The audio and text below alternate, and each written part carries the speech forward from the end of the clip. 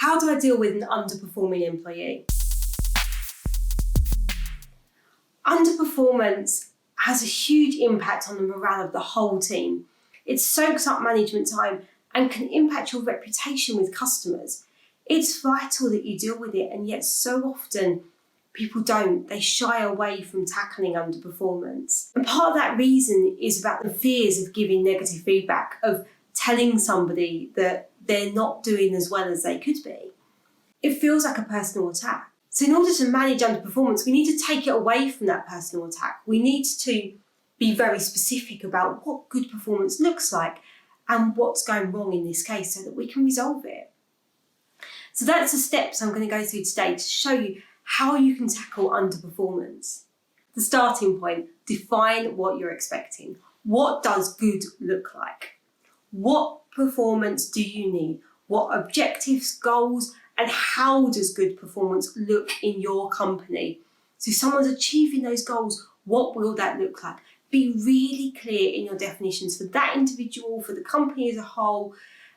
If you've got that, you're far less likely to be dealing with underperformance. Because if people know what's expected of them and they're really clear on that, and you're always working towards that, you'll be focused on it. You'll be focused on giving them the tools to achieve that, and they'll be focused on how they achieve it. But if someone falls short, you'll also very quickly notice, because you'll know what you're expecting. So as soon as they fall short, you'll be able to identify, well, where have they fallen short? What's gone wrong?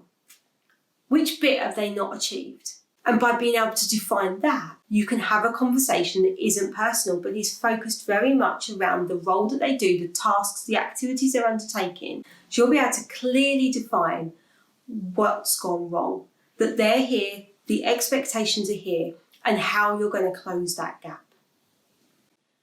And once you know what's expected, you know what the level of performance is, you know what the issue is, you can have that conversation with them in a non-personal way, in a way that's very focused on those activities, but also as a way that is constructive and focused on, okay, so how do we get from where we are now to where we need to be?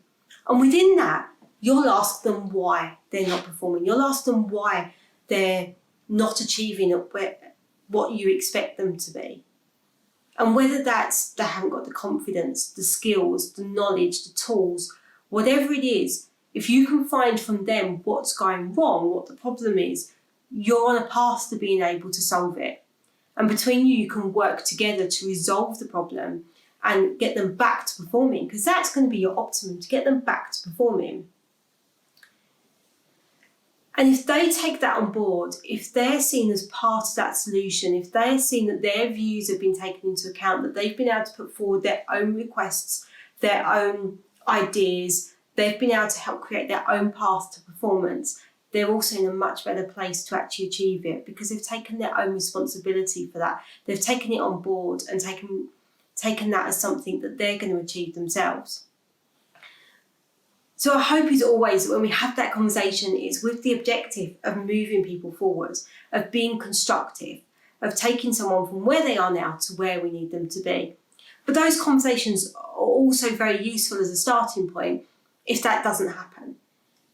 If somebody's really in the wrong role, or the role has changed in a way that no longer suits them, or perhaps there's underlying health conditions that we need to think about, all sorts of reasons why somebody might not be performing.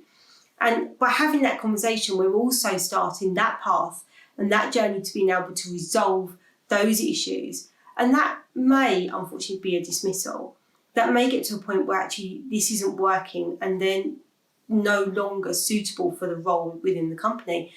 But you've started that process, you've started that path, you've got those records, and you can show that you've done what you can to try and address the underperformance.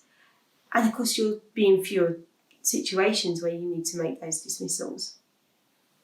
So there's your steps, making sure that you have that conversation, making sure that you're very clear on what's expected and where they are now. So that conversation could be really constructive and focused on the future and how you get to a point of good performance.